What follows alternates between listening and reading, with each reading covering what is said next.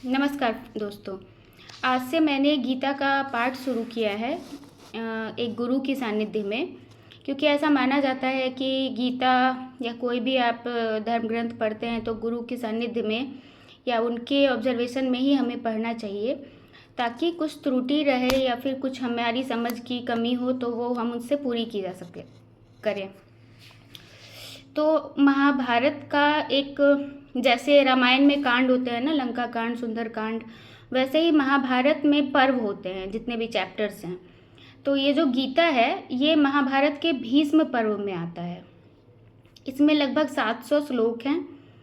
574 श्लोक भगवान कृष्ण ने कहा है, 84 श्लोक अर्जुन ने कहा है, संजय ने 41 श्लोक कहे हैं 41, और धृतराष्ट्र का पहला श्लोक है इकलौता।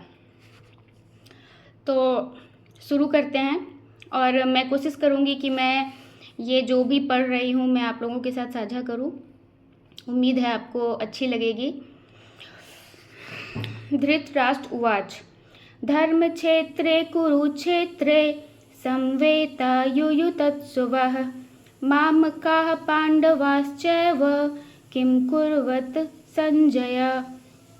धृतराष्ट्र ने कहा, हे संजय, धर्म भूमि कुरुक्षेत्र में युद्ध की इच्छा से एकत्र हुए मेरे तथा पांडु के पुत्रों ने क्या किया। तो ये जो मेरे शब्द का प्रयोग हुआ है ना, यही महाभारत की असली वजह है। धृतराष्ट्र की आपस में अपने भाई से चाहे जो भी अनबन रही हो, लेकिन भाई के बच्चों को अपना बच्चा समझना चाहिए था। उन्होंने वहीं पे बाइफरकेट कर दिया कि मेरे बच्चे और पांडु के पुत्रों में क्या हो रहा है। दूसरी बात है कि कुरुक्षेत्र को धर्म क्षेत्र क्यों कहा जाता है। तो इसके 4 रीज़न है। पहला, इसका पहला नाम ब्रह्म क्षेत्र था और राजा कुरु ने बहुत तपस्या की, इसलिए उसे धर्म क्षेत्र कहा जाता है।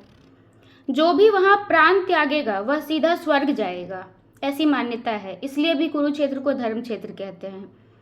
तीसरा, यहाँ पर अनेकों ऋषि मुनियों ने घोर तपस्या की थी, तो ये भी रीज़न है कि वह धर्म क्षेत्र है। और चौथा, क्योंकि स्वयं भगवान श्री कृष्ण वहाँ उपस्थित थे और उन्होंने यह गीता का जो पाठ है हम सबको दिया है, तो इसीलिए कुरुक्षेत्र को धर्म क्षेत्र कहा जाता है।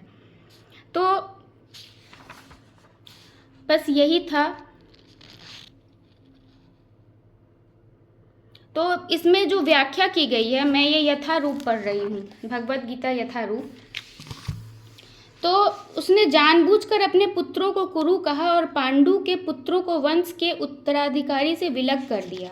जैसे ही उसने अपने पुत्र को मेरे पुत्र बोला, तो वैसे ही उसने पांडु पुत्रों को निष्कासित कर दिया कि उन्हें राज्य में या फिर उस जगह पे उनकी कोई हस्तक्षेप नहीं होनी चाहिए।